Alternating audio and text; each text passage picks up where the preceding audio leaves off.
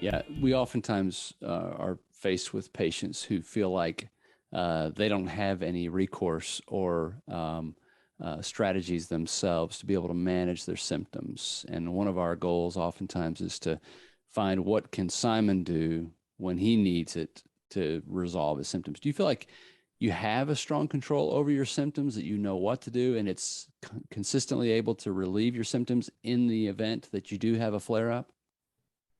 Yeah, I mean, I've always, I've been doing this for so long. I get, things would get bad at night. Yeah, I would spend a few hours just trying to figure out exercises and do stuff. So I have a lot of practice with doing that stuff. And I do think, like, if I have a flare up now, I think I know how to deal with it. I think I know what movements I need, the kind of some nerve gliding stuff, maybe some strengthening, maybe taking pressure off. Um, yeah, no, I feel like I've gotten pretty resourceful over the years. And I'm always like trying new exercises, trying to get, an extra inch or something. Very good. Um, Simon, going through this whole process of dealing with symptoms for years, seeing life maybe get a little bit smaller, a little less active, Mhm. encountering the need and having the images done and the information given to you that points towards surgery, actually going through it, then having a revision, a second surgery, Yeah, then failing some traditional therapy. It's pretty weighty on your mind, I'm a lot. sure. Yeah. Yeah, it's a lot for a long time, especially at your young age. But I'm glad that you found Taruna. What are your big takeaways from this whole experience, and particularly in light of the fact that with Taruna's, you guys working together now, it seems like your attitude and your outlook on things is a bit different. I think um so I guess my attitude before was I was a little bit more pessimistic about getting better. Like I wasn't sure. I didn't feel like I could improve like Mhm. before. I wasn't really sure. And I was always in the back of my mind, like, hey, your discs are bad. Like they're pretty degenerated, dehydrated. You might need something else. I've talked about, like, with other doctors, some stem cell procedure where you inject stem cells into the discs. Like, if it came to that, I would do it. But like the main thing that changed was, yeah, some of the exercises started working. I got some improvements with range of motion, and I just sort of kept going. And I guess I always maybe felt that there was, if there's some amount of my pain that is, basically I can't get rid of it. It's coming from the disc, or I can't get rid of it from therapy.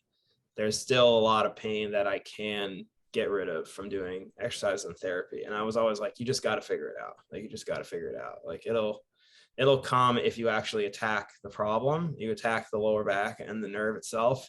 And that was what we weren't doing. Previously with physical therapy, we were attacking the stuff around it. And I was like, well, yeah, this is not going to work. But if you attack the main problem and you really spend a lot of time trying to figure it out and work it, in the narrowest range that you can do without getting pain symptoms, it's going to get better. Mhm. And so it has. So you just gotta sort of, stay with it, and Yeah. it'll get better. Yeah.